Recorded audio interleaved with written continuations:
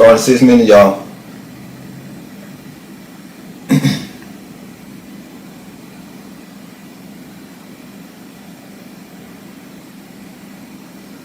If you're new to the channel, please like and subscribe to the channel.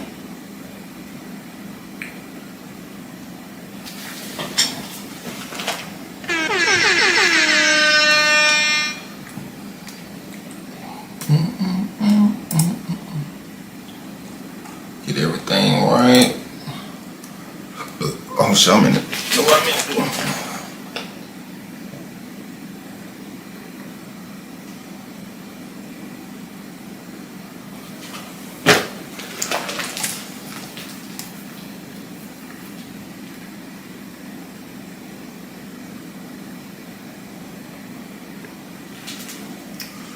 I'm getting the document. Be the same document we've been going over, but we don't never finish that shit. We gonna finish that shit tonight. Make sure we finish that shit tonight. Oh, did I delete it? I did. Alright, about to start in a minute.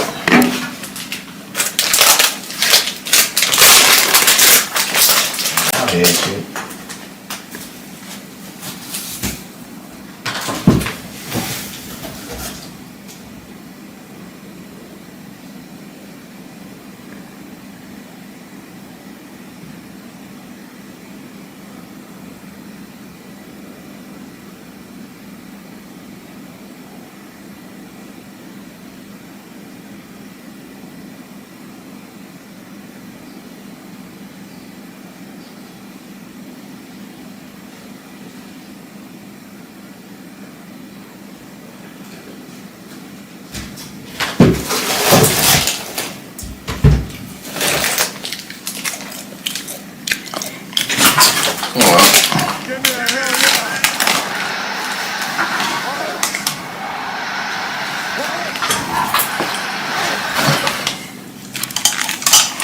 Oh shit, I'm dropping my damn mic.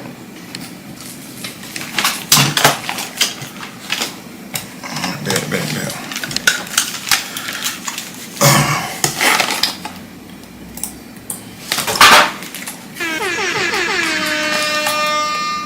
Oh my mic, what the fuck is my what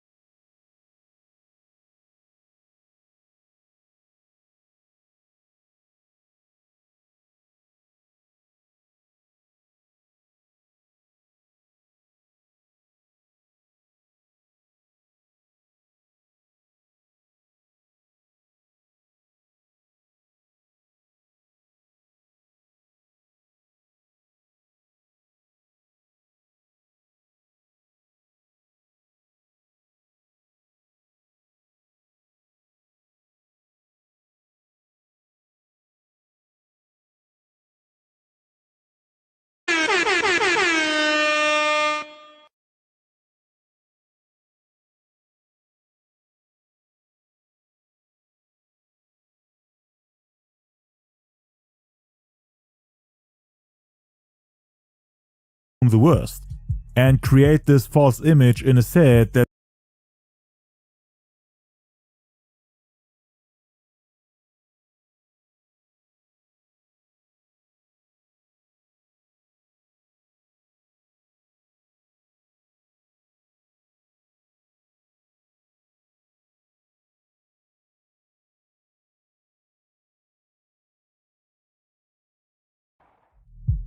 Tupac versus Biggie, the greatest hip-hop beef of all.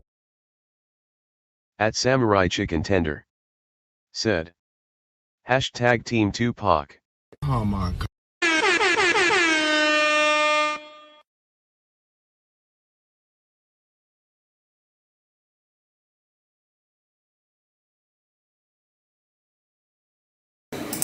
Who team y'all with? Let me know. Shout out Samurai. All time. Two friends that became mortal enemies on their way to the top. In a deadly coastal war between the East Coast and the West Coast.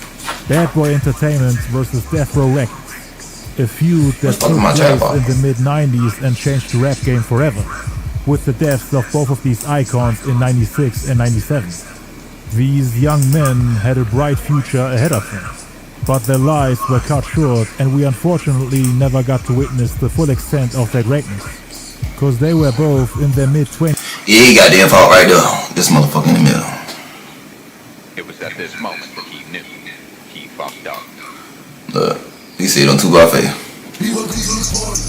My bad. At this moment that he knew he fucked up. When they passed, and they're still regarded as two of the greatest rappers to ever do it. Before these two met, Tupac ain't gonna be another rapper like them though. Biggie was looking up to him. Ain't nobody did it. Himself was on the rise, trying to blow up in the rap game in order to get on Pac's level. Cause after Pac left the group Digital Underground in the early 90s to go solo, his career as an actor and rapper took off. He dropped the album Tupacalypse Now in 1991 and was working on a sophomore album Niggaz, which would come out on February 16, 1993. He had also just starred in the movie Juice, which came out. Let me know what year y'all from, y'all. Let me know what you was born in. Y'all dropped in the chat. I'm born in 91. I guess I'm gonna do it first. I'm born in 1991. 91. Let me know. So what y'all got up here? Says 91. Out in January 92.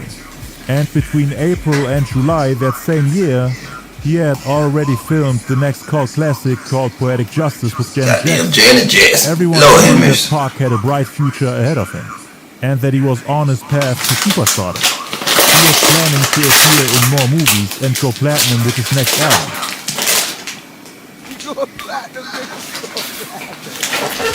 Biggie, on the other hand, wasn't known outside of Brooklyn back in 92. I want to let y'all know for all the big fans. I be arguing with big fans all the time. He wasn't known. It's facts, he wasn't known. Pac put him on now. I don't let that be stupid. He wanted to quit selling drugs and do music instead, because he began rapping in his early teens and had been battling people in Brooklyn ever since he dropped out of high school at the age of 17.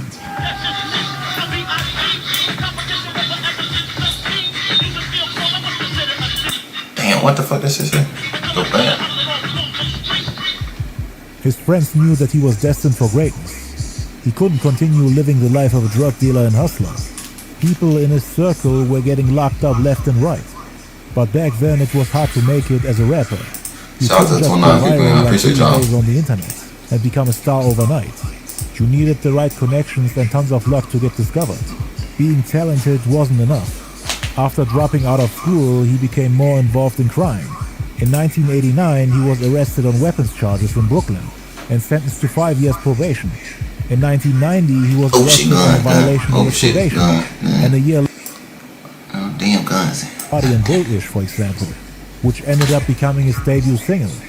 His flow and delivery, on top of his impeccable pen game, really made him stand out from the rest of the MCs. Those who witnessed him perform before the fame... Y'all get what credit due. He was out there freestyling motherfuckers now. You know what I'm saying? He was out there battle rapping these motherfuckers now. We gotta get big credit for that now. Gotta give him credit for that. Knew that he had a bright future ahead of him.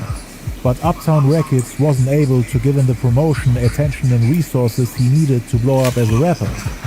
Puffy was just an A&R executive and the label had way too many artists. Oh, fucked up right there, Puffy, man. So Big and Puff needed a new strategy, a new plan, which ended up being a new record label, which Puffy would launch a year. Oh shit. Oh shit. Oh, fucked up. Where the fuck Mob D come from? Oh shit, we skipped all the way up. Oh my god. So when I drop my mic. Big. And ever since he dropped out of high school at the age of 17. How old he was? He was 17. Big. I don't even know what the fuck this big student. Third. His friends knew that he was destined for greatness. He couldn't continue living the life of a drug dealer and hustler. People in his circle were getting locked up left and right. But back then it was hard to make it as a rapper. You couldn't just go viral like these days on the internet and become a star overnight. You needed the right connections and tons of luck to get to school. Oh man, they was on social media. Oh my god. Enough. After dropping out of school, he became more involved in crime. In 1989, he was arrested on weapons charges in Brooklyn and sentenced to 5 years probation. In 1990, he was arrested on a violation of his probation. Ladies man a player. But Biggie was far from a player at that time. He got signed to Uptown Records regardless on July 14, 1992. Puffy then put him on one of the songs on Heavy D's album, Blue Funk. Biggie also appeared on Supercat's Dolly My Baby, and afterwards started recording his own records like Party and Bullish, for example, which ended up becoming his debut single.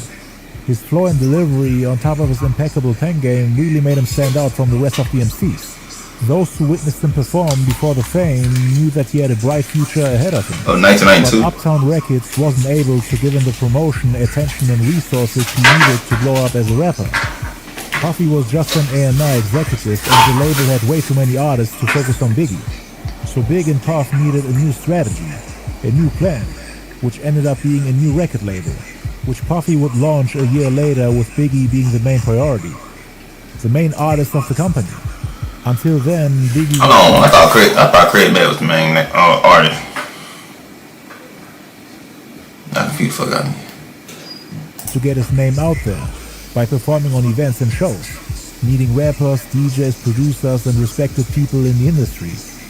One of the biggest names in hip-hop back then was Tupac. I ain't gonna lie, Biggie was kind of suspect. I don't know. Until then, Biggie would try to get his name out there by performing on events and shows, meeting rappers, DJs, producers. I know you motherfucking lying. Oh my god, bro. Oh, hell no, man. What the fuck, man? Maybe I'll reach it, bro. I might be reaching, bro. I might be reaching. And respect. Nah, he on that motherfucker till he ain't go like, yo, hold on, dog. We go out there. Hell no. Puffy was just an executive and the label had way too many artists to focus on Biggie. So Big and Puff needed a new strategy. Well, we gotta go back. Which ended up being a new record label, which Puffy would launch a year later with Biggie being the main priority. Yeah, I mean, the go back main artist of the company. Until then, Biggie would try to get his name out there by performing on events and shows, meeting rappers, DJs, producers and respected people.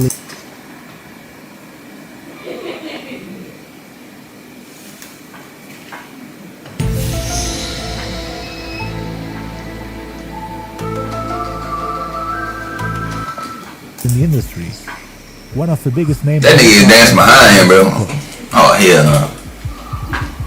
Biggie first met him in late '92, before Pac made the songs "I Get Around" and "Keep Your Head Up," which would go gold a year later in '93. They say the blacker the berry, the sweeter the juice. Puffy had rented Biggie and his homies Stan Smalls and Groovy Lou convertible cars for their trip to LA. Big desperately wanted to meet Pac. He was a huge fan of him. And knew that he was living somewhere in California. That key right there. He was a fan of Pac now. Pac wasn't a fan of Biggie, but he was a fan of goddamn Pac now. California. His homie Dan Smalls knew a drug dealer in LA who was also cool with Pac, who was willing to give him Pac's number. Big then went ahead and gave him a call to see if they can At somehow Charlton meet up. Dambs. Pac came to Biggie's hotel Hi, and they hung everyone. out together in the parking lot, What's up, y'all? sitting in How you doing? Biggie's rented convertible, bumping music. Big played him a song he was working on at the time, Party and Bullish, which was produced by Easy Mo B, who will play a huge role later on. Pac was one of the first people to hear it, cause the song hadn't come out yet. Pac really loved it and couldn't stop bumping it. And Big was flattered, couldn't believe that Pac liked one of his songs, one of the first ones he ever recorded. When Greg Nice from the group Nice and Smooth came downstairs, Pac Nice and asked Smooth. Big, "Yo, what else you gotta do today?" Big then gave Who's the group Nice and Smooth, y'all? What? Y'all who been there back in the day? Who was Nice and Smooth? Dan Smalls a look like he wanted him to confirm that they have nothing planned, that they're free to do whatever Pac wants to do. Dan knew that it would be a smart move to just cancel their entire schedule, to not miss out on the opportunity to spend time with Pac. And Pac was like, "Let's go to my house." So Pac, Big, Greg Nice, Dan Smalls, and big stylist Groovy Lou all went to Pac's house to San hang out Francisco? together, the same day they met. Once they had arrived, Pac shared with them a big freezer bag of weed. He got them all high and then they started a cipher, freestyling back and forth. According to Biggie's former They put marijuana in the goddamn in the refrigerator? You freeze it? Man, y'all different back then. stylist Groovy Lou, they freestyled together for at least an hour. And it was the most incredible freestyle he'd ever seen. You know, Tupac would freestyle for 5 minutes, then Big would come right back for 5 minutes. And Pac would be, hyping Biggie up the entire time. And they would just be having the time of their lives. And there was so much of a respect factor between the two. After the freestyle session, Pac went into his room and pulled out his green, and they would just be having the time of their lives. What's happening, brother? There was so much of a respect How you doing there? factor between the two. After the freestyle session, Pac went into his room and pulled out his green army bag. We got all type of guns on this bitch. Damn, I was trying to get me fucked up.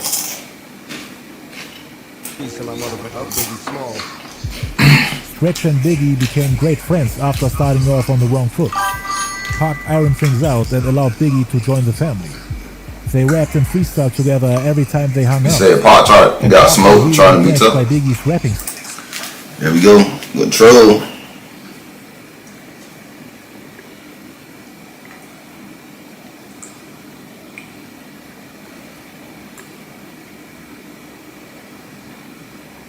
What do I think about Kendrick Lamar and Drake B? I think Kendrick Lamar won that. Even though I don't listen, y'all already know I don't listen to Drake, but I ain't never just heard Kendrick, but I heard that like the diss song he did to Drake, he killed his ass.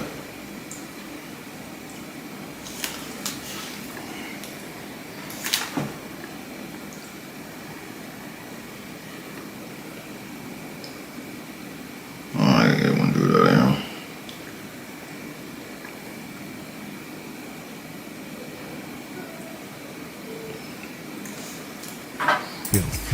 He wanted him to be successful as a rapper under his wing, as one of his soldiers. I think I'm gonna do that one He day. had potential. Drake versus Kendrick Lamar. Be my first time reacting to him. Well, listen to both of them really. Well, I don't listen to Drake because X. Well, I don't listen to Drake. And started traveling together. Pac paid for Biggie's trips all around the US. When Big came to LA, he slept on Pac's couch. And every time Pac came to New York, they would meet up and throw dice with the guys from Biggie's neighborhood. Pac bought him his first Rolex watch and even became his wingman when they tried to meet women at clubs and shows. Because Pac was very popular with girls, especially after appearing in the movies Juice and Poetic Justice, and after dropping the hit single I Get Around, in which he boasts about his sexual conquest. Round and round, round and round. Biggie wasn't a ladies' man back then. The player image came after his success. And Pac was happy for him every time Biggie made progress career-wise. Like for example when they played the music video to the Bad Boy remix of Supercat's Dolly My Baby on TV in early '93. The version with Biggie and Puffy on it. Pac, Stretch and Majesty saw it the first time it aired on TV and got excited. Started yelling and screaming with joy when they saw Biggie's face on the TV, cause it marked his official recording debut and it was also the first music video he was in. I love it when you call me Big Pop, the show stops, the rhyme drops, They had gotten real close by this time. Pac was already working on his third album, which was supposed to be called Thug Style. While So you think?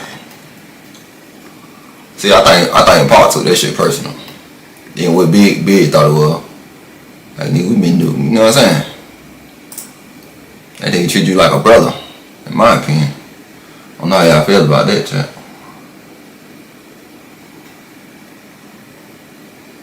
Alright, I gotta make sure I pull that up for the troll. Big was still struggling to get his foot in the music business. He was really fed up with Puffy at the time, cause he wasn't really making much progress career-wise. His girlfriend Jan Jackson was also pregnant with his daughter Tiana at the time. And What you get from Jan Jackson? desperately. He was tired of waiting for Puff to finally launch his new label. Told Pac that it's probably the best for him to go back to selling drugs, cause this rap thing wasn't working out for him. Pac might have been the reason why Big changed his mind and didn't quit rapping. Cause he motivated him to hang in there. So you should maybe stop at this point. Should tell him to go do what he had to do. Him that he's talented enough to become a star. And he also promised him that he'll take him on tours and shows, so that he can not only make a little bit of money until his deal with Pop. You gotta think about it. If he didn't say that, I just thought about it. That's why I be going back over these videos, bro. I be thought about that shit. So if he didn't tell Big to stop rapping, or to continue rapping, if he just told him, man, you in it right here, stop rapping, bro. Then all this shit, he went up to the Quad studio. Oh, there's a lot of shit that could be been. I don't know, never mind. Was he fucking Haitian yet, man? That's a good question. He probably went to the Quad studio. Well, he probably would have been on alert though. He ain't see C's up though. What y'all think? But he could also use this opportunity to promote. Appreciate the follow, bro. Because Pac was performing in Shout out to multiple y'all. states, while Big was only known in New York. So he was able to make a name for himself outside of New York and make a little bit of money on the side, while Pac was covering all the costs for him, including hotel and transportation fees. Sweaty, Not only for him, sweaty but fish. also for his homies. Appreciate you. And Pac would share the money he earned from those shows. He was the only one that was truly looking out for him. Puffy's support wasn't good enough to keep Biggie off the streets, at least prior to them launching their label, which was gonna be called Bad Boy Records. yes, it's Bad Boy, on to the floor. You can't take it no more. The day Tupac came, it was crazy out here, man. I mean, it lit my hood up. That was our first time like really seeing somebody that we actually liked and respected. Actually come to a real neighborhood. Chopped it up, kicked it with us, smoked a blunt with us, and took what.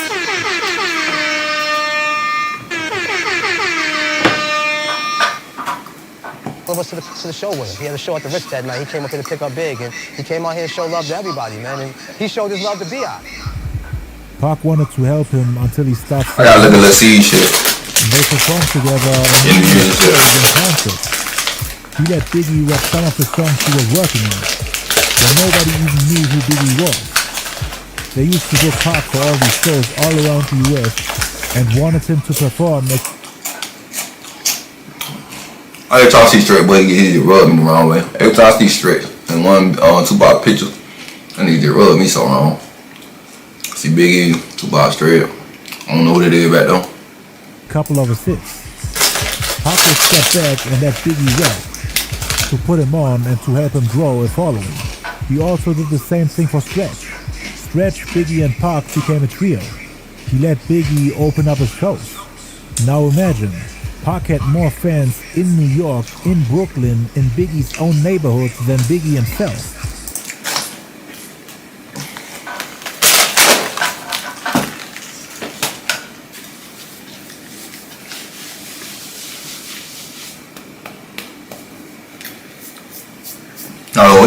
just wind back when you.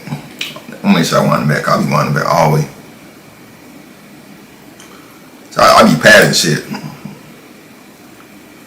Trio. He let Biggie I got a question from New York. Now imagine, Pac had more fans in New York, in Brooklyn, in Biggie's own neighborhood than Biggie himself. Because he was a movie star with multiple hits. And a guy like that... See, my question to you. While Brooklyn people and New York people didn't stand up for Pac too. If you ain't gotta stand up, why y'all try to get in the mix of that shit? That's what I'm saying. That's not making sense to me. That was willing to give a spotlight to Biggie. He had a large following and always wanted to put on his people. At the time he would perform with his group Thug Life. Pac was the complete opposite of selfish. He wanted his people to be successful as well. He was paying absolute nobodies on stage to come perform with him. He would give his homies pocket money and pay their bills. Like for his best friend at the time, Big Stretch, for example. He would damn, Pac, you too damn kind of hard, man. Everybody like family. And he gave Biggie the same treatment. When the two got close, Pac treated him like a little brother. Instead of promoting his own music while he was on stage, he would share stage time with other artists like Biggie, for example. And he himself wasn't a platinum artist yet. It wasn't like he was rich and super popular and could afford to miss out on promo. He himself at the time... Hello, Alexander. How you doing? Underground. But even then, he tried to kickstart Biggie's career, like you would expect an older brother to do for a sibling. A good example for this was the event in Maryland at the Bowie State University. Pac let Big Stretch and Majesty from the Live Squad open up the show. Afterwards, it was Biggie's turn, and he performed Party and Bullish. That shit over here, you can't see nobody in the motherfucker. What kind of goddamn VCR that was? What videotape? What the hell videotape by then? Biggie even yelled Thug Life.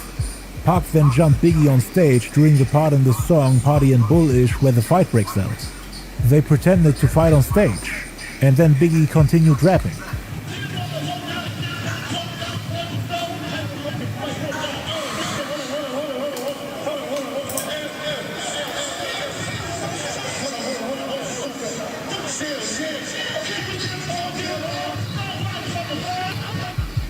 Pac performed some of his unreleased music that night, songs that were supposed to appear on the album Thug Style, which unfortunately never came out. After the performance, there was a fight outside the venue involving Tupac and his clique. They were inside their van and ready to drive back to their hotel, but they were getting blocked and ambushed by a group of people throwing bottles at their van.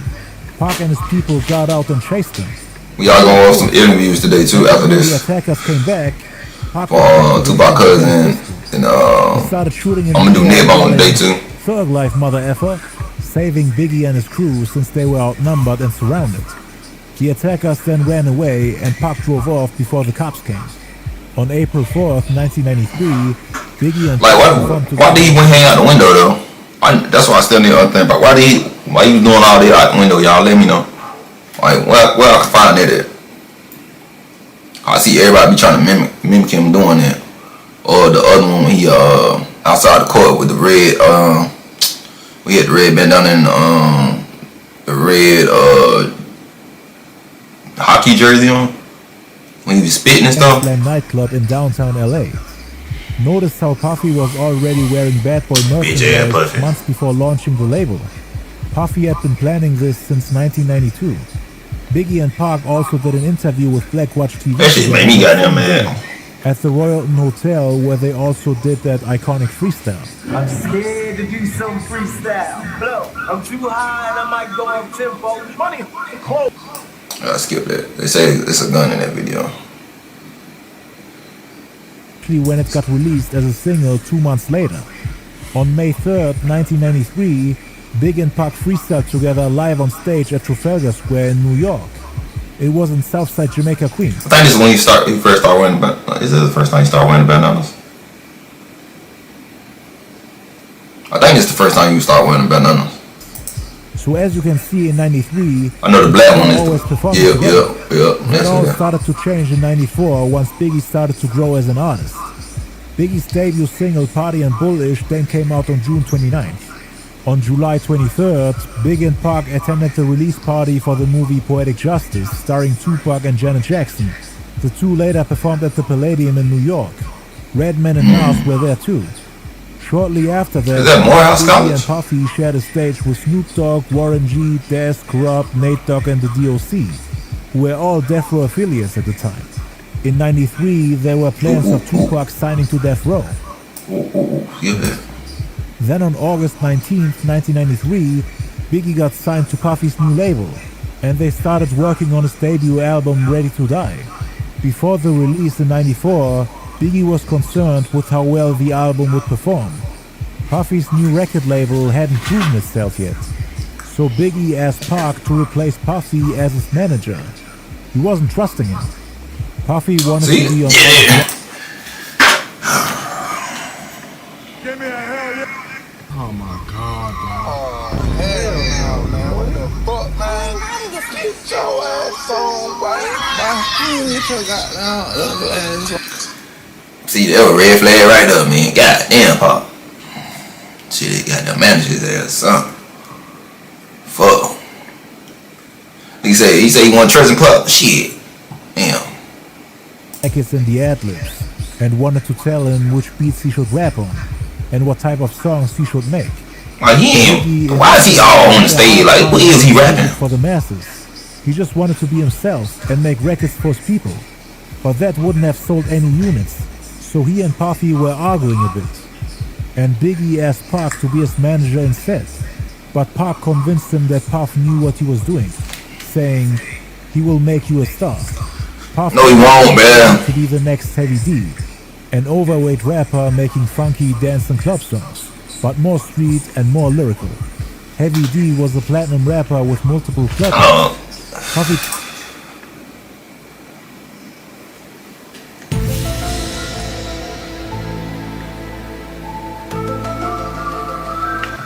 Puffy made Heavy D? He gonna match with Heavy D? I don't know too much about Heavy D, but I know his song. He signed up. So who the boys was signed to then? Heavy D signed to. He signed to young kids. Who they was signed to? Poor little Craig, man. Lord have mercy. Tried to mold Biggie and turn him into a sex symbol, even with him being overweight.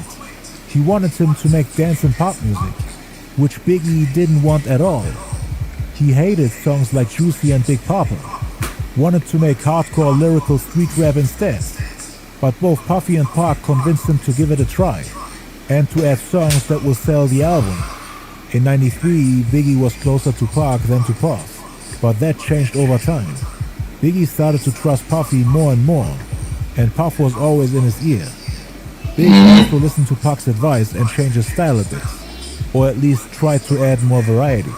Went from the hard and aggressive party and bullish to smooth and less forceful songs like Big Poppa, One More Chance and Juicy. Pac taught him things he learned about the industry, how to market yourself and have a successful career, what to do to sell records, to not just fill your albums with hardcore and super lyrical joints, songs that only hardcore hip-hop fans will appreciate, but to also add club bangers, songs for the ladies, and tracks that get played on the radio. Gotta have a song for the ladies. Audience. Told them that in order to be successful and popular, you need to make records for the ladies and not just for the men. Since according to Pac, women buy more records and men just want what the women want. Meaning if the ladies love you and your music, then the men, especially the boyfriends, will try to... I wish I had time so you can go back and tell you what. No, say no. Leave both of them alone. Experience.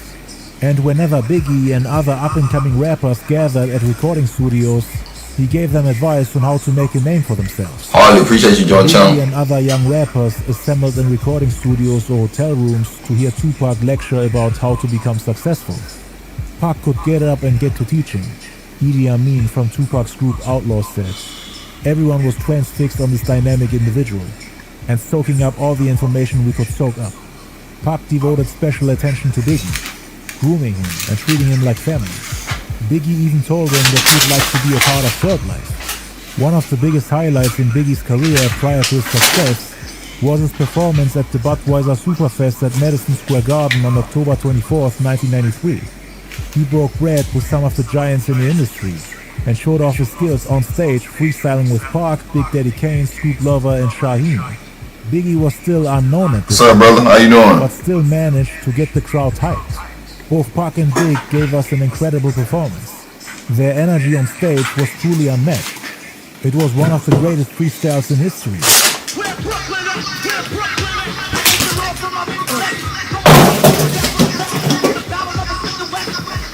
Behind the scenes, Tupac also talked I want to see the whole battle, man. Tupac worked on Biggie's upcoming album Ready to Die. According to Big, he was the one who introduced these two to each other. Biggie apparently always felt like Pac's production was whack. He got to hear earlier versions of his third album and complained about his beat selection, thought that Pac's production was holding him back. That's why he tried to work. It was at this moment that he knew he fucked up. What? That nigga beat selection A1 though. My goddamn opinion. Different producers than him. Pac asked Easy Mo B for beats that day, and the two later started working together. Around the same time, they also started filming the movie Above the Rim, in which Tupac played the iconic character Birdie. The filming of the movie took place in New York from October to November '93, and Biggie occasionally paid him a visit at the movie set. Like I explained in my Dre and Pac Peace documentary, I'll make sure y'all check it out. decided to scrap his third album called Third Star. He had just finished recording it but decided to scrap it and start from scratch, due to the people from Death Row getting copies of it prior to its release. Because they used some of the ideas on Third Style for Snoop Dogg's Doggy Style, which was just about to come out. And Biggie would also start to take ideas from him from that point on. Because Puffy wanted him to compete with Snoop and Dr. Dre on the West Coast. And Pac had to reinvent himself once again like on every album. Because he didn't want to sound like anyone else, even though they were the ones biting him. So he decided to put more focus on his brand Thug Life. Fat check. Everybody will copy him. That's all I want to say. By pushing his group, started working on the first volume of the Thug Life series. The turning point was in November '93 when Tupac started hanging out with a man named Patient Jack. I covered their relationship in detail in my video, The Reason Why Tupac Got Shot 5 Times. Make sure to check it out. The two met on November 6th at the Scores nightclub in Manhattan, New York, where they watched the Riddick Bowe and Evander Holyfield boxing match.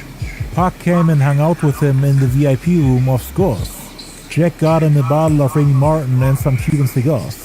Pac fell in love with his lifestyle and said, "Wow man, this is the life." To which Jack responded, "This is the life I live, but I don't bring attention to myself. I do what I do with my friends and that's it." He told Pac that they don't like people who shoot cops, addressing the incident of Pac shooting 2 off-duty police officers a week prior on October 31st, 1993. Give me a hell yeah! Give me a hell yeah! Give me a hell yeah! Best thing for you to do is to stay in the studio. Stay focused, do your music, and come check me when you're free. Jack told him that he should reach out to him every time he's in New York, and Pac said he'll do that. The two became close friends after that. Jack introduced him to some of the toughest Jamaican and Haitian dudes in Brooklyn, including the record executive Jimi Hendrix, who will play a huge role later on. Pac learned a lot from them. Meeting them changed him as a person. The boxer Mike Tyson was telling Pac that he was out of his league hanging with Haitian Jack, but Pac wouldn't listen. At the time, Jack had one. I wish you would have listened though. And one. I really wish you would have listened to Mike Tyson. Like word. Damn. In the streets, hanging with his right-hand man Ricky Lee. Pac used to dress in baggies and sneakers. Haitian Jack and Ricky Lee took him shopping, and quote-unquote made him more mature by introducing him to all the gangsters in Brooklyn. This is the style that Biggie later supposedly copied from Pac, but Pac got that style from Haitian Jack. Pac told Jack that he's glad that he met him, because it helped him with the movie character he was working on. The Above the Rim character Birdie was a New York gangster just like Haitian Jack. He wooed people through his flash and charisma. Pac got his swagger from Jack. the way he had. I can see that. I see it. With the damn, especially with the damn cigar. I can see where you got that shit from. Look at this motherfucker right here, though. Lord have mercy. Everybody's always around him. That people gravitate to a gangster. According to Haitian Jack, Pac was studying him to learn how a real gangster acts and behaves, so that Pac can improve his performance as a New York gangster in the movie. Jack even paid him a visit at the movie set of Above the Rim, where he gifted him a Rolex watch, and they went out and bought some jewelry together at the Diamond District on 47th Street at a place called Tito's Jewelry. Pac was mesmerized by his flash and jewelry, so he wanted to get himself some of the same. Jack then took Pac to a club called Nels, where he met a 19-year-old woman called Ayanna Jackson, who would later accuse him of assault. Yeah. Jack said, "This girl wants to do more than just meet you." They danced and kissed together on the dance floor. And no, I thought, the more I look at this shit, I hate he been trying to say his ass, so. So why would you just pick the random girls? You know what I'm saying? You know how she living. The more I think about it, I think he really, motherfucker, they been planning this shit. Even before the hotel. Like, he introduced the motherfuckers to him. he supposedly pulled down his pants, touched his private parts, and got intimate with him in front of everybody. The two then left the club, and Haitian Jack drove. Oh, she ain't got no remote. He freaked the fuck out. It was a $750 a night, 38th floor hotel suite with 2 bedrooms, one for Pac and one for Haitian Jack. The next day, she gave Pac her number, and the two continued to meet up a couple of times to have intercourse.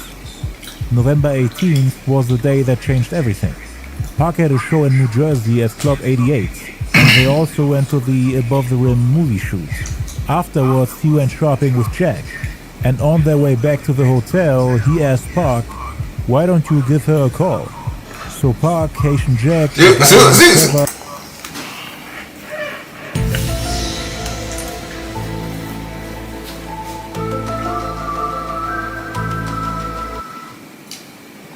Why you keep forcing that girl on me? No, man.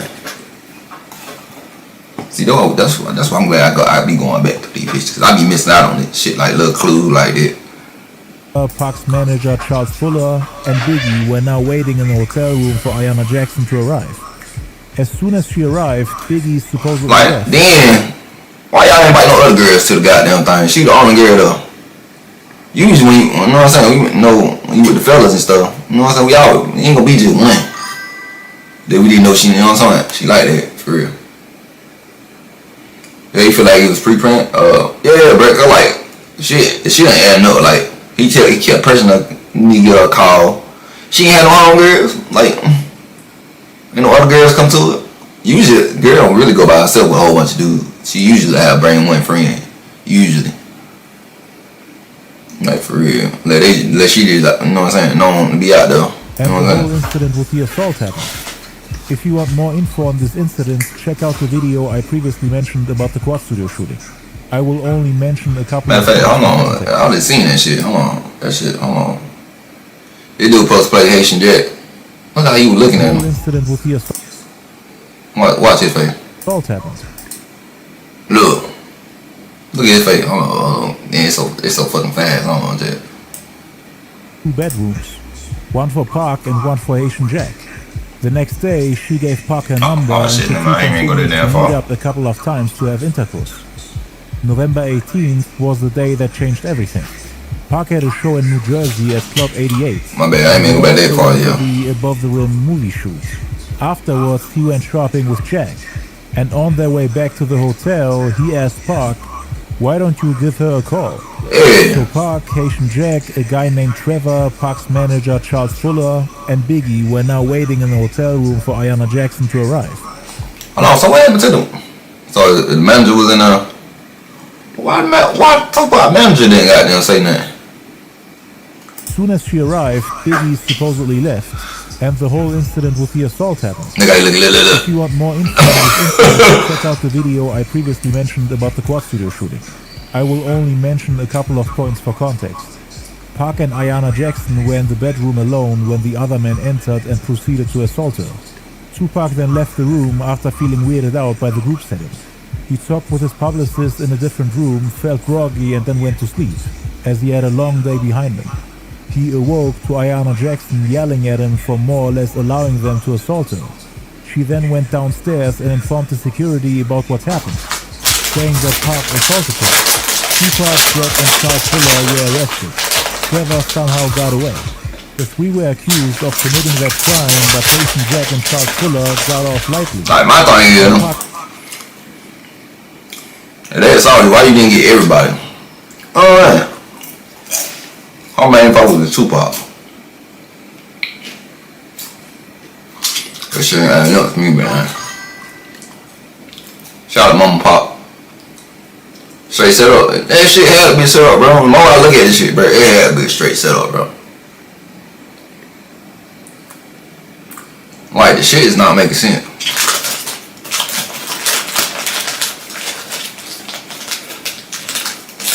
That shit is not making sense, bro. Became the main target, which of course infuriated him to the point that he publicly spoke on it. He asked interviewers how all those people got away even though they were the ones that committed the crime while he was asleep. Yeah. What's also important for our story is that Biggie left his illegal guns at Tupac's hotel suite and then left as soon as... Then another thing, I know these motherfuckers don't wear no damn gloves for the goddamn weapons and shit. So why y'all didn't check the fingerprints? Let's see who weapon up. Like, y'all can't do that. I know y'all can do that. I watched Law and Order. I watched the old Law and Order back in the 90s. I know y'all can check fingerprints and stuff. So, that shit didn't make sense to me, bro. Like, why y'all didn't check the fingerprints? I wonder why Pop didn't fight that shit. He said, why they didn't check the fingerprint? Like, word. My fingerprints is not on that shit. I know the hotel is in my name, but how y'all gonna blame that shit because the hotel is my name? Y'all gonna try to charge me for the shit, but the weapons is in and my fingerprints on it. So how you know it's my gun? You know what I'm saying? Ayanna Jackson came in, which seems kinda odd at first, but he himself tried to stay away from Haitian Jack, cause Biggie knew that he was a serious street cat that basically poisoned everything he touched. But from the you should have been told him that. outside, it felt like Biggie was always involved when Tupac got into trouble. Well, yeah, every time. To get away every time, as if he knew something was about to happen. The assault wasn't the only charge Pac faced. Biggie unintentionally made his upcoming fight for freedom more difficult, as Pac was charged with weapons possession that same night, even though those were Biggie, Jack, and Trevor's guns. 4 guns with their serial numbers scratched out were found in Tupac's hotel room. Pac obviously didn't want to snitch on Biggie. What are the fingerprints? It would not only ruin his career, but it was also against everything Pac stood for at the time. So he was forced to take that one to the chin and shut up about it. He spent much of 94 You crazy, I ain't fuck that. The fact that Biggie left... So y'all gonna take that to the chin? Y'all ain't gonna say nothing? Like that shit happened to you, you wouldn't say nothing? Or you just do the time? Cause you try to stick to the street code, man, fuck that. Fuck that damn street, bitch. I ain't about to get locked over y'all niggas. Fuck this shit. Crazy here. I need crazy. Exactly when Ayanna Jackson came in, that he was partly responsible for one of the charges Pac faced, and that he was also in the same building when Pac got shot a year later, gave Pac enough reason to think that Biggie might be hiding something. And they were completely innocent. Because it was coincidence after coincidence after coincidence. And Pac later came to the conclusion that it was all done on purpose. All these weird coincidences would accumulate until Pac... Pac, they think you crazy. To this day, they still think you crazy, bro. You know what I'm saying? That's why they got me. I got you, bro. You know what I'm saying? I got you, twin. These folks try to make you seem like you crazy, like you did doing that shit because you jealous of Biggie. You wasn't no fucking jealous of Biggie. This shit started to make damn sense. For real. Niggas in 2 spots at the same time. That boy was fucking with Haitian Jack and them, bro. Like, word. He was part of the plan, bro. Yeah, bro. Finally had enough. And those wouldn't be the only things he disliked about Biggie. Pac's grudge and frustrations with him grew over time. But the incident at the hotel was the beginning of it. Even if he was somehow able to shake off the abuse charges, The firearms in the hotel room were enough to get him locked up. They confiscated the Tupac, guns and appreciate your brother fight Train. for freedom for the next year. In '94, he worked on a new version of his third studio album, which he later called Me Against the World. That's a new. So what's the old version? There's another version of Me Against the World? I don't hear that shit. But this like one of my favorite albums, y'all. Y'all put me on Machiavelli last time, but this like before y'all put me on Machiavelli, this my shit right. This my favorite album. Said Stretch line of Tupac for day one, but why though? That's what I'm saying. Why would Stretch do that? That's what I don't understand about Stretch. Like, why would you do that shit? And he gonna took care of your daughter, gave you money, like that shit. Like shit right there don't make sense to me, bro. Do y'all think the price of fame change people? Like you have your closest friends. Soon that is big money involved, they all switch on you. Money make everybody change, I guess. While also working on the group album Thug Life and starring in the movie Bullet. Biggie, on the other hand, I see the movie on Bullet. his debut album Ready to Die. Both did their separate things. They weren't really part of the same clique anymore. Pac had little to no involvement in Biggie's upcoming album, and Biggie had no involvement in any of the albums Pac and Thug Life were working on, aside from 2 songs which I will touch on later. Pac asked him if he still wanted to be part of the Thug Life. Me either, bro. Now that they're actually putting out an album together. And Biggie... Now you gonna make me look that shit up. Now I gotta look it up, man. Now I gotta look this shit up.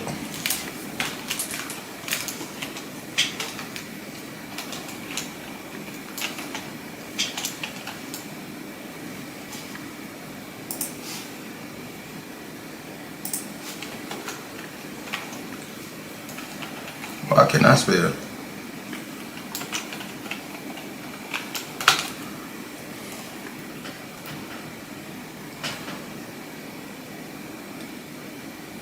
You probably ain't gonna find this shit. Again. Nah, we ain't gonna find it. Yeah.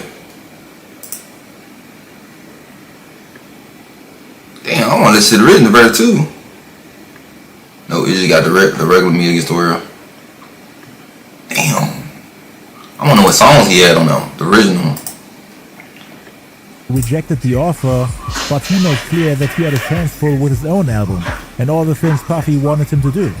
Puff was kinda trying to pull Biggie away from him. Jealous and envy? Focus on their own brand and build up Bad Boy together to the point that they can outgrow everyone in the game. Like my point is, if they were jealous of, you talking about like Haitian Jack and them and Biggie and them? Like what is the main reason y'all being jealous and envy? That shit Tupac helping y'all out though. That shit don't make sense to me. I can see y'all already beefing that shit, but he hanging out with y'all, showing love with y'all and shit. What is the point? It had to be like, you know what I mean? You said Stretch thought Pac was food because he linked with boot camp clique and they were beefing. Oh, so why they were beefing though? Oh, I didn't know they were beefing. And Pac was now less of a teacher. Damn, I ain't know that shit. A rival in the rap game. Friendly competition. Someone who's not part of the Bad Boy movement. In March that year, both Tupac and Biggie didn't Junior Mafia jump them too? At the new Regal Theater in Chicago. Biggie had his clique Junior Mafia with him, and Pac came with Thug Life. This might have actually been their last stage performance. Money Bells, what's up? Because in '94, Biggie and Pac had their own tours and started to focus on their brands and movements. Biggie stopped rapping the Thug Life movement at a time when Pac was it's a song about both of them? the self-titled group album. Yo, man. They worked on it until May '94. Around that time, Biggie gave Pac the demo for his upcoming album. It had the song Juicy on it, and Pac loved it. He used to play it all day and also made his friends and family listen to it. He was really looking forward to hearing the final version of the album, which Biggie was planning to finish in the next couple of months. On August 4th, Biggie got married to the R&B singer Faith Evans. He had met 8 days prior at a Bad Boy photo shoot. He will play a huge role in the story later on. 5 days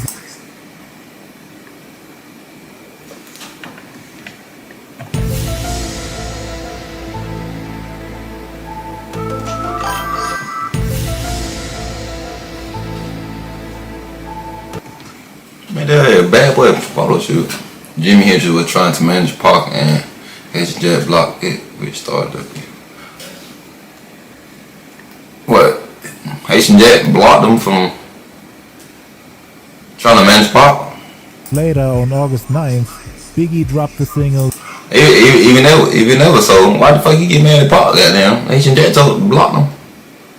You should be getting mad at Haitian. Jimmy should be getting mad at Haitian Jack, right? Say yo. Juicy, which is widely regarded as one of the greatest hip-hop songs of all time. And it was also a commercial success. You can hear a change in his style, and Pac was fine with it at first, cause he was the one who had advised him to do so, that he should do more smooth and laid-back songs for the radio in order to sell the album. Biggie hated the song, but it actually became one of his biggest hits. That summer he started performing songs from his upcoming album Ready to Die, and he grew a large following. His album was I know about like 4 Biggie songs. That's the only thing I know. About 4 Biggie songs. No other producer produced that many songs for the album. And Biggie heard that Mo B was working with Pac too. He actually wanted that sound for himself. Get Mo B to produce as many records as possible. So he got curious and wanted to know if he gave Pac better beats than him. And indeed, Mo B gave Pac the beat for Temptations, which he loved. It was similar to Big Poppa. He was disappointed and mad that he gave... Yeah, y'all too young for that Tupac Temptation. Y'all too young for that. You know what I'm saying? Right though. That's grown folk right though. That's for grown folk right though. You said they went in the booth together? Who? Who wasn't in the booth together? Talking about Tupac and Biggie? Pac those beats, cause he immediately knew that it would become a hit. And he wanted to be the hottest rapper in '94. Jump on the hardest beats of the year. Biggie always felt like Pac's beats were whack. And now, for Me Against the World, his friend Pac finally gets some great production, and Biggie complains, saying that Mo B should have... You don't know what the fuck you want to do. You don't like the beats, you like, but the niggas successful with the beats. Now you mad at the goddamn producer, like...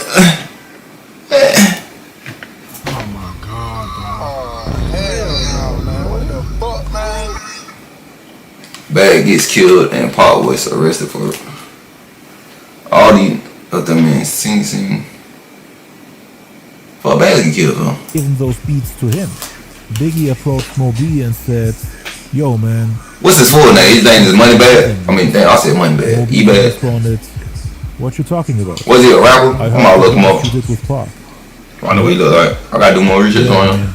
Them joints is fire. You should have gave them to me.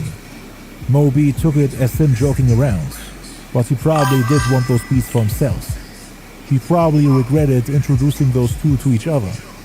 Biggie was kinda disappointed in Mo B as they had been tied since the beginning. Ever since he produced Big's first single Party and Bullish in '92. Oh, okay. Mo B had become one of the main producers for Bad Boy Records. He had played a huge role for the first 2 albums released on the label.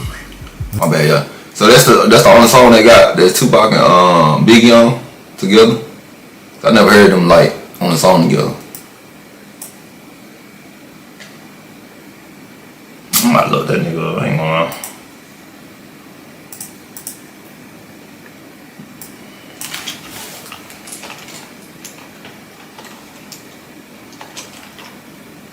What is that, E-Money Bag?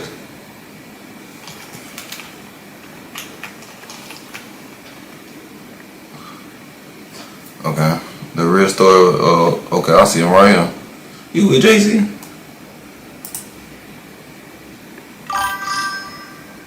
Got people talking about him, Tom.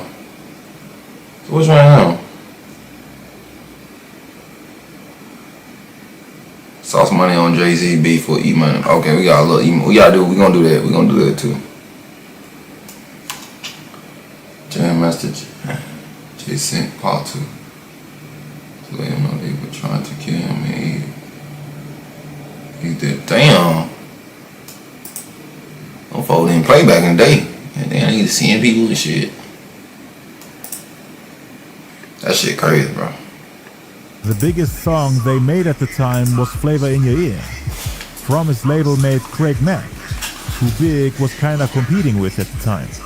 And Mo B was the producer of that record. It went platinum in just a couple of months and became one of the biggest records. Ain't gonna lie, this picture, he look goddamn mad as fuck. I ain't gonna lie. Big look mad as fucking crib. 94. Big was already kinda jealous that Mo B gave Craig Mack that beat. Okay, bet. And now he's giving all these bangers to Pac. You said it's fire, I'm gonna trust So you. he and Mo B had been cool from day one. I gotta know what the song was though. And way before Mo B met Pac and Craig Mack. And Give me the song again. him in such a high regard. You know what I mean? He was one of his favorite producers. But he felt like none of the Mo B Damn, that's on crazy. the album could compete with the ones he gave Pac and Craig Mack. Mm. Especially Temptations and Flavor in Your Ear. Cause he would later convince Puffy to let him get on the remix of Craig Mack's song. And he didn't even like him. That's why he dissed him on the Appreciate you telling me that, Magic. on his own song. Said it's all related. Big and Mo B's relationship wasn't the same after that.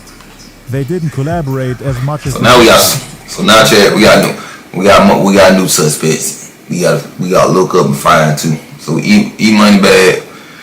We gotta look at that timeline and see what's going on with it. And we got a lot of research to do.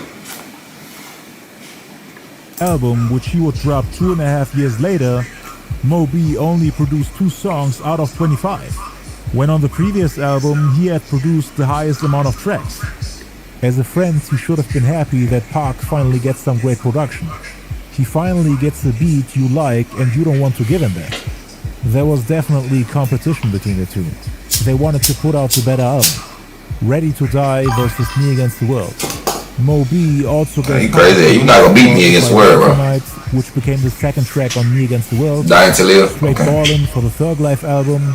My Block for the show soundtrack. I'm gonna see if it's on and Apple another one Music. called Out on Bail, which never got officially released. He would also get the beat for Running from the Police. Biggie was mad that Pac got all those beats, cause Pac had never worked with Mo B before. He only knew him because of Biggie, and Biggie wanted that sound for himself.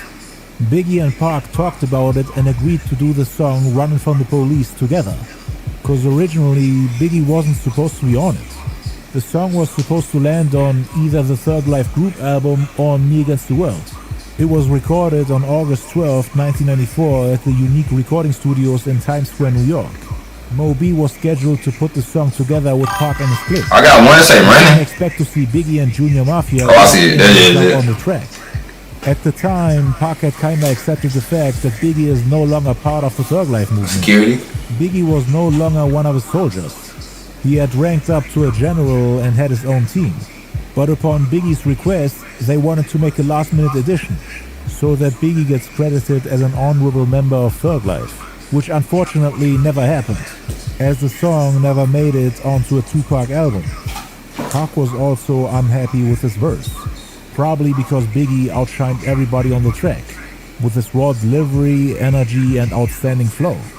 So he redid his verse, and that's why there are 2 Tupac verses for this one song. They also recorded the track House of Pain together, which featured Big Stretch, and it was supposed to be on Biggie's album Ready to Die, but it later got scrapped. DJ Eddie F also invited both Pac and Big to jump on the track Let's Get It On, along with the rappers Heavy D, Spunk Bigger, and Grand Puba. It landed on the same title album, which came out in October 94. Aside from the House of Pain recording session, Biggie and Puffy never invited Tupac to come record with him, even though Pac had helped to shape and promote him. There is a rumor that Puffy didn't want Pac to be part of the album because of the Ayanna Jackson assault case. And then there's another rumor which suggests that Puffy didn't want these two to get too close. They treated him like a stepping stone after all the things he did for them. Both Big I believe both that right now. project coming out that following month, September 94. Big I believe both of that shit. He didn't want Biggie to be close to Tupac no more. And the same thing. We survived 17 of the homies didn't. We survived 17 of the homies and did not, and that's just LA. Oh, what you mean by that, bro? He is Ready to Die on September 13th and Pac's Thug Life album on September 26th. Pac believed that his album would be more successful since Biggie is a newcomer. But Ready to Die ended up being more successful than all the albums he had released so far, including the Thug Life album. It peaked at number 15 on the Billboard 200, selling 57,000 units in the first week. The sales skyrocketed in the following months, but even in the beginning he was selling more than the group he left behind. So Thug Life sold way less, and only managed to peak at number 42. It took Ready to Die only 2 months to go gold, while it took Thug Life 16 months. It performed worse than Pac's second album. Yeah, one up for Biggie, one of them. Shifted attention back to the East Coast, at a time when West Coast hip-hop dominated the charts. All the artists that were out from New York at that time did not have what it took to carry the city at the moment, because it was Dre, Snoop, and Okay, bet. that's what was crashing.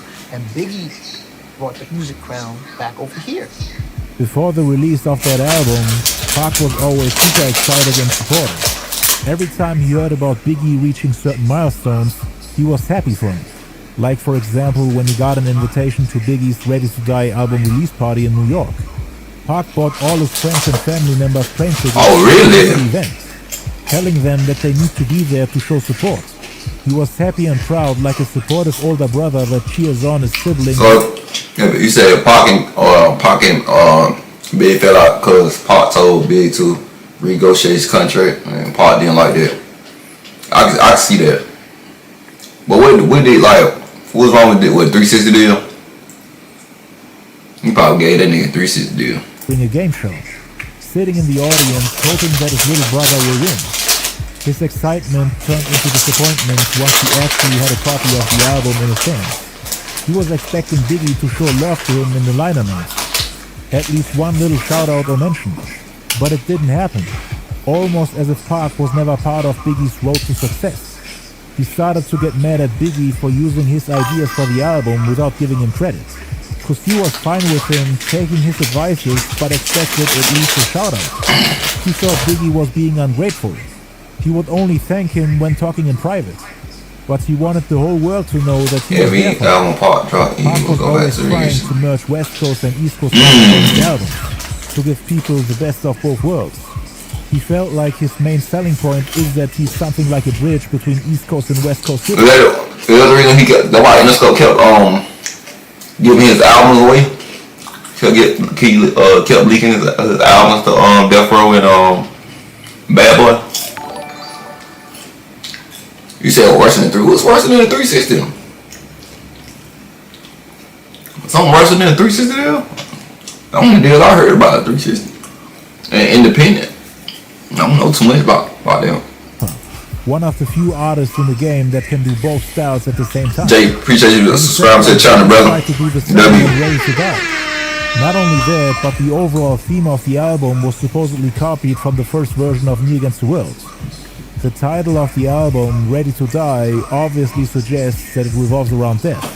And Pac was one of the only rappers in the game who was upset. Yo, that one I want about Biggie, like, y'all just say Biggie didn't copy Pop. I don't know. I think y'all delusional. Cause why the fuck the Biggie start talking about like death and shit? Me growing up, I only knew Pop to do that shit. Then Biggie started doing the same thing. He talked about death in dozens of his songs, even before Me Against the World.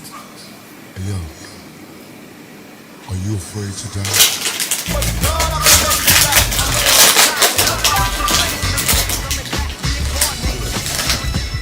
Even the ones on the final version of the Me Against the World album. Damn. If I Die Tonight, So Many Tears, Death Around the Corner.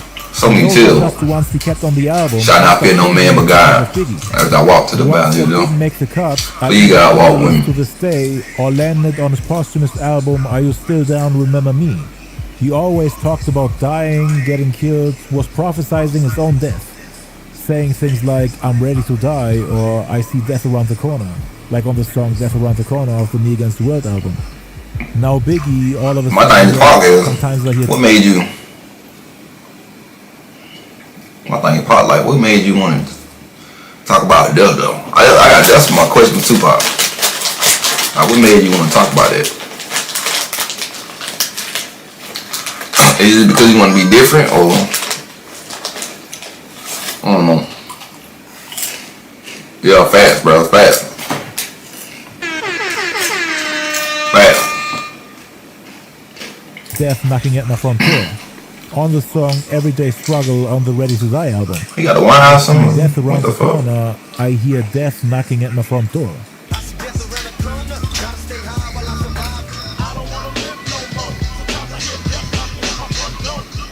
Pac noticed the similarities and was a bit confused. Also, the part where he said F the world in the song Ready to Die, after Pac played him the song F the world from his upcoming album. Damn, he got the same thing.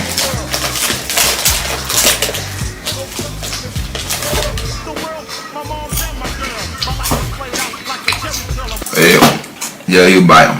It was at this moment that he knew he fucked up. Yo, he fucked up. You know you fucked up. Pac knew that shit. That nigga copy. They ain't copy this shit for Nas too. The little baby. He copied that shit for Nas. Then on the song Big Poppa, they use the same sample from the Isley Brothers as on Pac's song Time to Get My Drink On, which Pac wanted to put on the scrapped album Thug Style.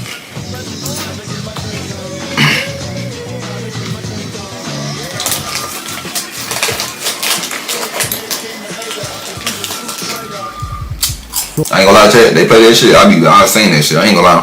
I seen feel like I know that song. I ain't gonna lie, that's what niggas all like. I ain't gonna deny that shit. To one of the biggest hits on Biggie's album came from Pac. And he couldn't even use the song since he scrapped the album after Dr. Dre from Death Row sabotaged it. And used his ideas for the Doggy Style album. More on that in the Dr. Dre Beef documentary. Biggie and Puffy were doing the same thing as Dr. Dre and Snoop Dogg. So Pac obviously felt some type of way about it. Even the beat selection was similar. Because as mentioned earlier, Biggie worked on both albums. He produced 6 songs for Biggie's album and 6 for Pac. But Pac made the wise decision to split them up, to make sure that the projects don't sound too similar, as every producer has his own distinct sound. There you go. According to Stretch's brother Majesty, Pac was also upset about Biggie using his Baby Baby ad-lib on Juicy.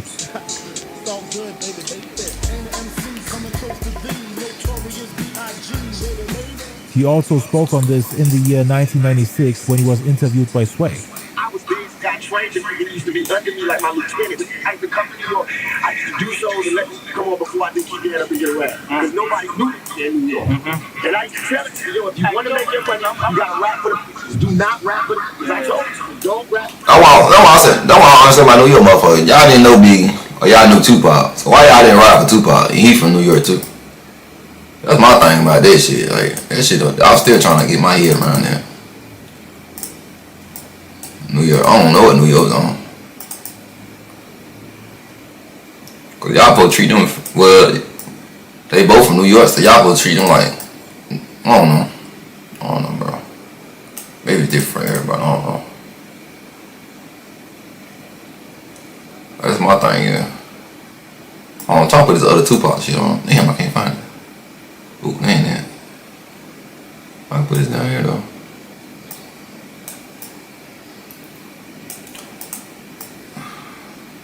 Oh yeah, I'm trying to find my other Tupac background. Now where the fuck is that?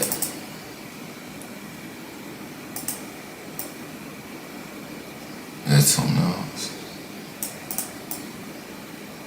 Is this it? I can't tell. No, it can't. Get the fuck out of the way. No, that's not the one I'm looking for. Oh, there you go. That's the one I'm looking for.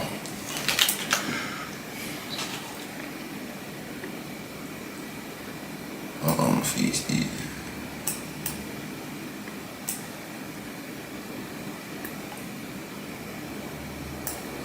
Ooh, let me make that big. God damn it, I fucked up.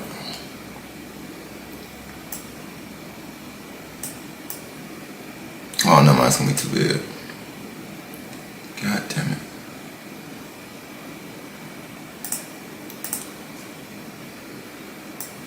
Oh, I can't grab it. Fuck.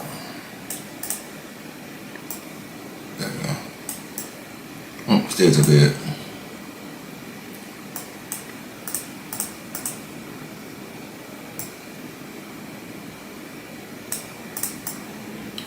I might do it. Just kept it right up here. Yeah, I'm put it right down. Alright. My bad, y'all. Somebody records before was so all of a sudden he changed from being listen to his audio boost, listen to his style. He changed from that to Big Poppa. Because of me. He had my album Me Against the World was the second one. He had the first one. I changed everything because Ready to Die came out and it sounded like my album. All my album was about, dealing with death. And then he came out Ready to Die and I had to switch. That's why it was less East Coast rap, East Coast beats, because Biggie had just took my. That's what you could listen to it. That was a success because he took like West Coast sound. And I told him that. I trained supposed to do Thug Life. All whites coming up, I used to let him come on stage and he was screaming Thug Life. Because I felt like I hate Brooklyn, I hate Rihanna, he's probably cheating me. Alright, man. All of a sudden he blew up and he wasn't saying Thug Life. So I started getting mad and I was seeing shit like he was hugging hip hop. Yo, thank you, don't woo. Then he addressed it again in the 96 Vibe interview. Study. Go back and study. Study on party. But y'all think Tupac was wrong for that? For feeling like that? Cause a lot of people say he was hating, but do y'all feel like he was wrong for feeling like that? It was me before I met Biggie. You don't hear my style in this. Study out after I met Biggie. Ready to Die come out. This whole style study. Study. Make sure the rolling and everything is in the full effect. Brand new style. Pac was also mad at him for rapping about things that he himself bought for him when Biggie had nothing, since he was broke. Like for example his Rolex watch, his designer clothes, and he also started rapping about popping champagne. Something that The Roots, Raekwon the Chef, and Ghostface Killah made fun of later on. I spoke on this in my Biggie vs. Nas, Wu-Tang and The Roots video. Just like this happy-go-lucky, when they get on, man. You want to pop a little champagne, like I said, you know what I'm saying, every time you see him. Pac was mad because he was the one who always bought him champagne and Hennessy. But Biggie got all the credit for popularizing that lifestyle, even though he was technically rapping about the things that Pac introduced him to. Biggie supposedly never knew the taste of champagne before meeting Pac. He would even pay for Junior Mafia's transportation fees since Biggie was broke. So he wasn't the wealthy player he rapped about in his lyrics, at least not yet. But on the album he was rapping about his lavish lifestyle, basically the life Tupac was living, cause he was the player, not Biggie. According to Pac, he used to beg women to sleep with Biggie.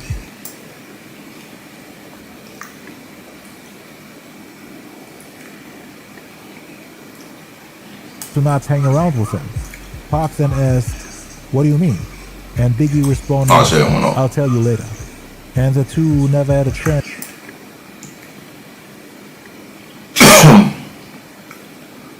Did I go back too far? I did. I was trying to go to this little scene. God damn, keep missing it. Leave the life damn, I can't get Tupac was living. Is that a... Cause he... Hold on now, twin. Nah, you ain't gonna walk past that like we just didn't see that shit. It's happy-go-lucky. When they get on, man, they want to pop a little champagne, like I said, you know what I'm saying, every time you see him. Pac was mad because he was the one who always bought him champagne and Hennessy. But Biggie got all the credit for popularizing that lifestyle, even though he was technically rapping about the things that Pac introduced him to. Biggie supposedly never knew the taste of champagne before meeting Pac. He would even pay for Junior Mafia's transportation fees since Biggie was broke. So he wasn't the wealthy player he rapped about in his lyrics, at least not yet. But on the album he was rapping about his lavish lifestyle. Now there's a dude or a girl.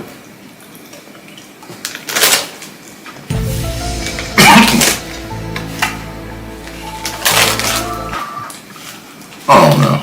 Basically, that's a whole dude.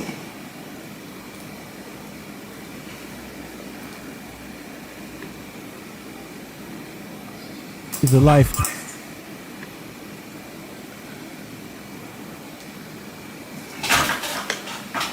Oh my God. Oh, hell no, man. What the What the fuck kind of video she was at? Cause he was the player, not Biggie. According to Pac, he used to beg women to sleep with Biggie, so that he doesn't come off as a loser who You know this man right now. all alone after going to the club to meet some women with his homies, while everyone is returning to their hotel rooms accompanied by women. He said Biggie was the least popular guy in the group when it came to women. Now the same guy is pretending to be a player. Biggie was still his homie, so he didn't want to say all these things to his face. But that's what Pac had in the back of his head the whole time. He held a grudge against him without Biggie knowing, not realizing that Biggie changed his style because of him. He wouldn't have made player songs if Pac hadn't encouraged him to do so. So it didn't really make sense for him to get mad at that, cause Biggie only did what Pac told him to do. But the Pac no, that don't even sound right, man. It's not the player, the Juicy song. It's the goddamn, he talking about death in his album and shit. You know what I mean? That's what he get mad at. Like, jocking the same style. Not the Juicy, Big Poppa shit. He went, you know what I mean? Is that he should have gotten his credit. What y'all think? Probably what upset Pac the most. Where is the goddamn credit? Don't just say thank you in private, say it in public. The two are still cool with each other, but Pac started to lose a little bit of respect and love for him. But him not getting a thank you, a shout out or mention really rubbed him the wrong way. He also didn't like how Method Man is the only feature guest on the album. How did Meth make the album but the guy who for him didn't? The guy who inspired him the most. So Pac was obviously disappointed. He had zero involvement in the album, as if he never existed. Nothing that can be traced back to him. The inspiration part and him taking ideas is all debatable, at least in the public eye.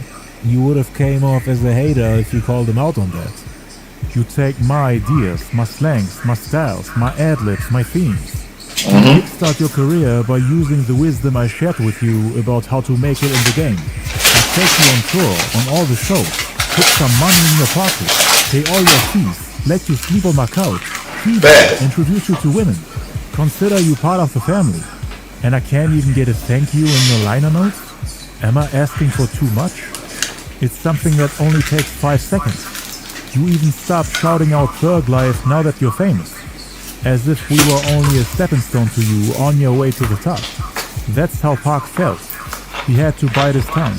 There was nothing he could do about it. Big and Pac had two completely different personalities. Cause Pac always gave props to the people who helped him or inspired him. And he always tried to work with people who were a big influence to him. Like Ice Cube, for example. On his second album, he had a song called Love Works. He put Cube on there as he was one of his biggest inspirations. That was Pac's way of saying, yo, these are the people that got me into this game. And Pac thought Big would put him on his album in a similar way. But Big didn't tell him that they never intended to put the song House of Pain on there. Let's say the song wasn't good enough for the album. Why didn't Biggie and Puffy invite him to more studio sessions?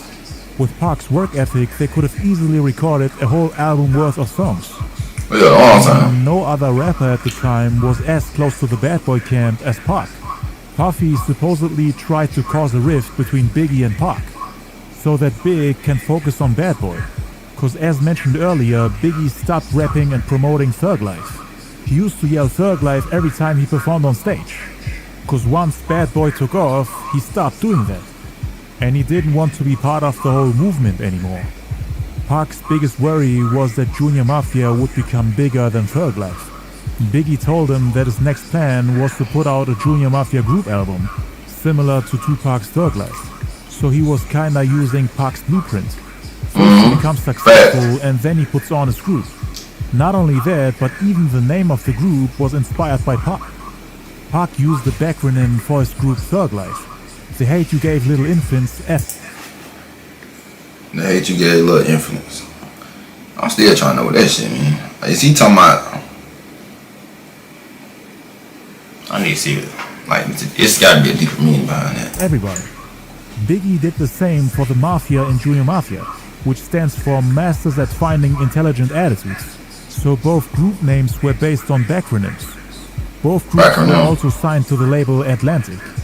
They didn't get signed to Bad Boy, cause just like how Pac had full control over Thug Life, Biggie wanted to be in full control over Junior Mafia, without people like Good thing y'all did get signed to Bad Boy.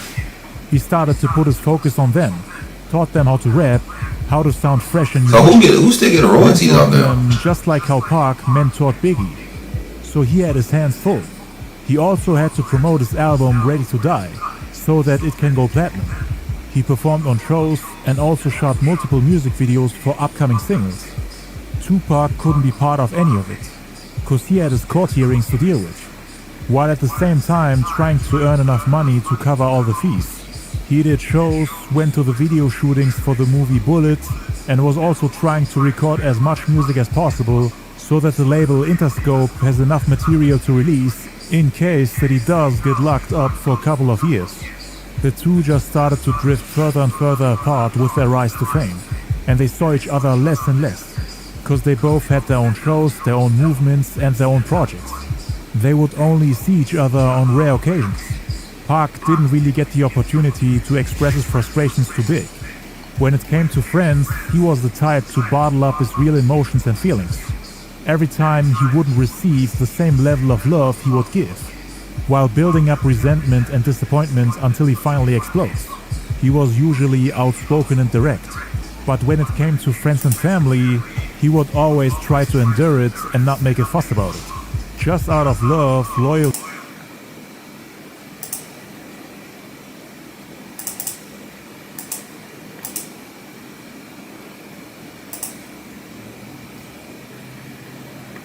I'ma tell you. I knew that shit had music. The worst, and create this false image in his head that Stretch and Big were his enemies, when in reality everything was a misunderstanding, at least the part about Big's involvement. But Puffy was definitely informed about it, and Big would have always defended Puff no matter what, as he saw him as a savior, comparing him to Jesus Christ. He took me out of a dangerous game, you know what I'm saying? I mean, I Jesus was Christ is crazy. real hard, you know. When I got the record deal, all I got cut short. So it's like he Jesus to me, you know what I'm saying? Because he just saved me. And it's real, and I go all out. Nah, I ain't saying none of that. I'm not Jesus. To Jesus. Me, I look at him like, I say Jesus. And the next question is, watch out for the thunder out this month. He saved me. So Big had Puff's back the same way Puff had Jimmy Henchman's back. And like that shit. How the fuck these? So you ain't gonna say Puff say you too? Big be pissing me the fuck off. I ain't gonna even know.